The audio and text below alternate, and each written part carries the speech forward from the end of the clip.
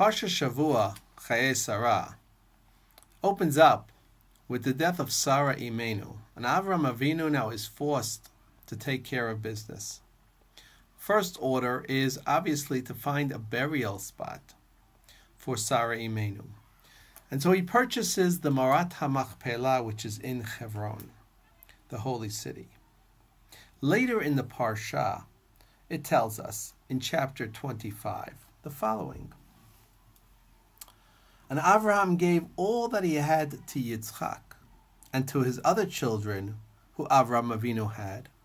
Avram gave them gifts and sent them away from Yitzchak his son while he was still alive, eastward to the land of the east.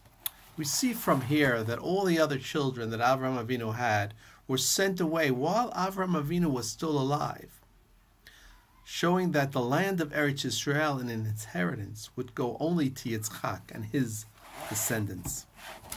In the book Rayon HaYehudi, from our great teacher, Rabbi Meir Kahana Zal, he teaches us over here the following. Avram removed from the land all his other sons, as it says, and Avram gave them all that he had to Yitzchak. And to his other sons he gave them gifts while he was yet alive. And he sent them away to the east, away from Yitzchak. The Midrash Tanchuma stresses to us that the point was that he removed them far away from Yitzchak. The further away, the better. Get him away, get him out of here. What's the reasoning behind the actions of Avram Avinu? Rav Kana writes, thus, there are two reasons for banishing Yishmael and the other children. One, lest Yitzchak should learn from their evil deeds. And second, that the other children who were born in the land would forever think that the land was theirs and hate Yitzchak and his descendants for taking it to themselves. Obviously, logical. As long as they're in the land with Yitzchak, they would fight over the inheritance for the land of Eretz Yisrael. Now, if we recall from previous Parsha, Sarah understood both of these reasons.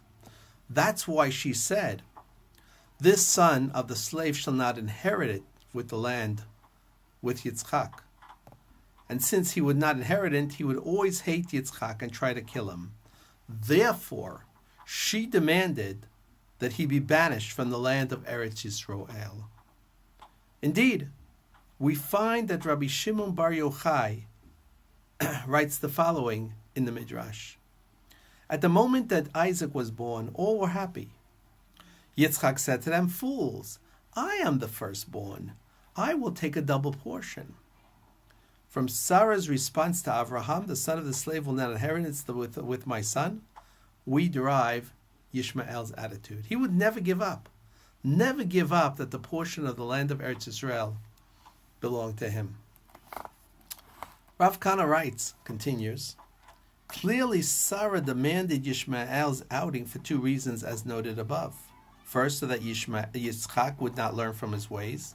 And second, because it would be impossible for Yishmael not to be filled with jealousy over the land of Eretz Yisrael.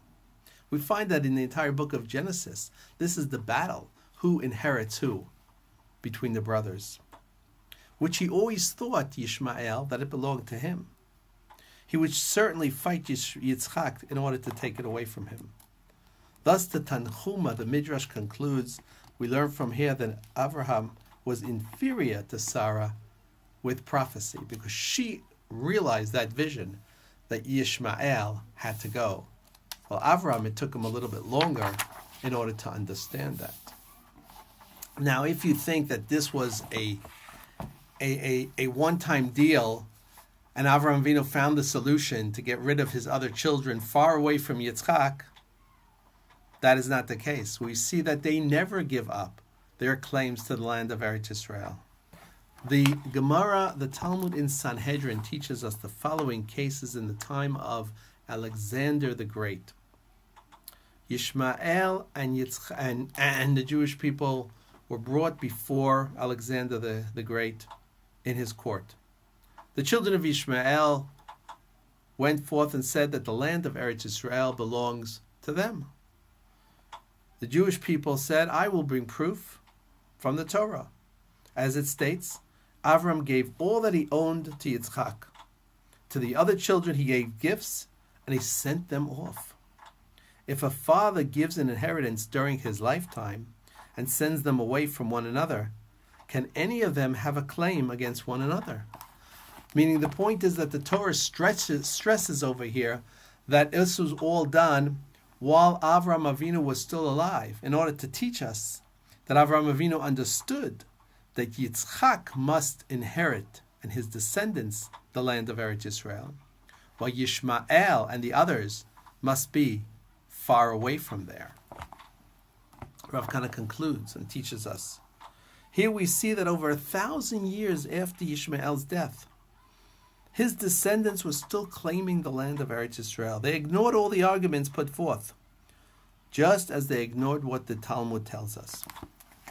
Now, it's interesting, and this is not only 1,000 years when this was recorded in the Talmud, but to this very day, 3,500 years later, the children and the descendants of Yishmael are still claiming the land of Eretz Israel for themselves. That's why, as Avram Avinu decided back then, they must be far away from here. Let them claim what they want, but let them be worlds away, not here in Eretz Israel. The land of Eretz Israel was given to Yitzchak and his descendants. This is the lesson that we learn in this week's portion of Chayei Sarah, my brothers and sisters, beloved friends. The portion in the Torah is coming to teach us over here the actions of Avram Avinu. Get them out of here, because the land of Eretz Israel solely belongs to Yitzchak and his descendants, the Jewish people. All others, enemies of the Jewish people, must leave and be removed. I'm Levi Chazan, coming to you from Yeshivat Rayon HaYehudi. Until next time.